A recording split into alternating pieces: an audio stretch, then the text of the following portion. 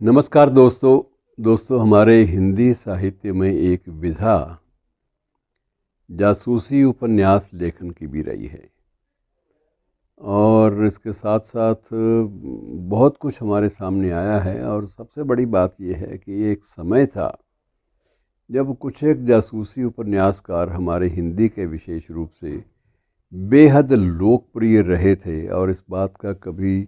हमने आकलन सही ढंग से किया ही नहीं कि हम सिर्फ आर्थर कॉनन डॉयल और ऐसे लेखकों को या शर्लॉक होम्स के जो प्रणेता थे उनको ही लेते रहे।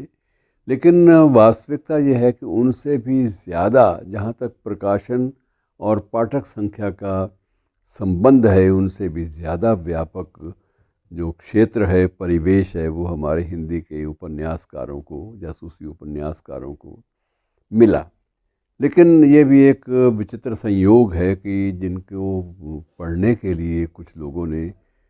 हिंदी भी सीखी। जैसे ये कहा जाता है कि चंद्रकांता संतति को पढ़ने के लिए, देवकी नंदन खत्री को पढ़ने के लिए लोगों ने उस काल में हिंदी सीखी विशेष रूप से। वैसे ही वेद प्रकाश कंबोज का भी, और ये भी इनका भी क्षेत्र ऐसा था, वेद प्रकाश कंबोज जिनका जिक्र मैं आज आपसे बांट रहा हूँ, उनको याद किया जा रहा है इन दिनों में, उनकी स्मृतियाँ जो हैं उनको दोहराया जा रहा है। मित्रों, बड़ी अजब सी बात लगती नहीं है आपको कि एक व्यक्ति 400 उपन्यास लिखता है। 400 का आंकड़ा कितना भयावह है। भयावह का मतलब ये डराता भी है कि इतने क्या संभव होता है कि एक मानव जीवन में इतनी कृतियाँ लिखी जा सकें। लेकिन लिखी गई और प्रकाशित हुई और धड़ल्ले से बिकी भी। और सबसे बड़ी बात यह है मित्रों कि इसके जो क्रिएट किए हुए, इसके बनाए हुए या इसके जो सृजन किए हुए पात्र थे, वो पात्र भी उतने ही ज़्यादा लोकप्रिय हुए जितने कि इनके इसके समकालीन जासूसी उपन्यासकारों इब्ने सफ़ी, ओम प्रकाश शर्मा और अन्य ऐसे जो मिले जुले नाम थे, जितने लोकप्रिय वो हुए उतने ही लोकप्रिय वेद प्रकाश कंबोज के पात्र भी हुए। उद्देश्य ये था मित्रों कि एक, जैसे आज तो पढ़ने की एक आदत सी छूट गई है, लेकिन एक समय था जब उद्देश्य ये लेकर चलते थे कि किसी भी बहाने से लोगों के पढ़ने की आदत ना छूटे और उसको उस आदत को बनाए रखने के लिए इन लोगों ने एक ऐसा साहित्य भी रचा जिन्हें गंभीर साहित्य के समालोचकों ने तो स्वीकार नहीं किया, उसे साहित्य ही नहीं माना। लेकिन अब इस बात से कैसे इनकार किया जाए कि इन लोगों की बदौलत हिंदी की एक विधा, जासूसी उपन्यास लेखन की विधा, वो इन लोगों की बदौलत लंबे अरसे तक जिंदा रही और इतने ज़्यादा व्यापक स्तर पर इन्होंने पाठकों को विवश कर दिया कि वो इन लोगों के द्वारा लिखी गई कोई भी नई कृति को मिस ना करें, कोई भी नई कृति जो है छूट ना जाए पढ़ने से। तो ये एक बहुत बड़ी बात होती है। और कालांतर में वेद प्रकाश कंबोज ने ये भी महसूस किया कि अब जब गंभीर साहित्य की बात हो रही है और जब साहित्य के क्षेत्र में हम लोगों का स्थान ही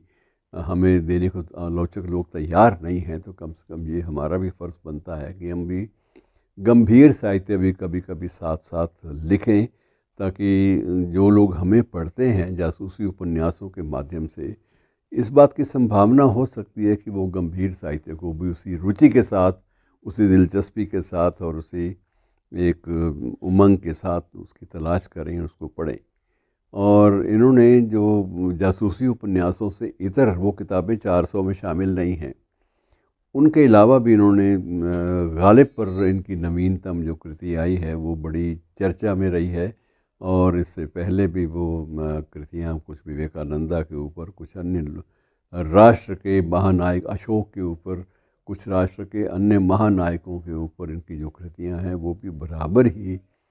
परिचित रहीं। और कई बार ये भी लगा कि सामान्य पाठक के लिए इनकी जो कथित रूप से गंभीर साहित्य वाली कृतियाँ हैं, उनके माध्यम से बहुत सारे साहित्यकारों को, बहुत सारे महानायकों को, राष्ट्र नायकों को जानना, पहचानना ज़्यादा आसान रहा। और लोग जुड़े अगर अशोक के नाम से, तो सिर्फ ये नहीं कि गंभीर साहित्य के जो प्रणेता बड़े बड़े हस्ताक्षर थे उनके माध्यम से जुड़े, उन्हें आम सामान्य जन के साथ जोड़ने का श्रेय वेद प्रकाश कंबोज जैसे लेखकों को भी जाता है। चलिए उनकी स्मृति आज हम इसी ढंग से दोहराएं और इस बात को भी याद रखें कि एक समय में जासूसी उपन्यास हमारी हिंदी उपन्यास परंपरा का एक अंग रहे हैं। शुक्रिया।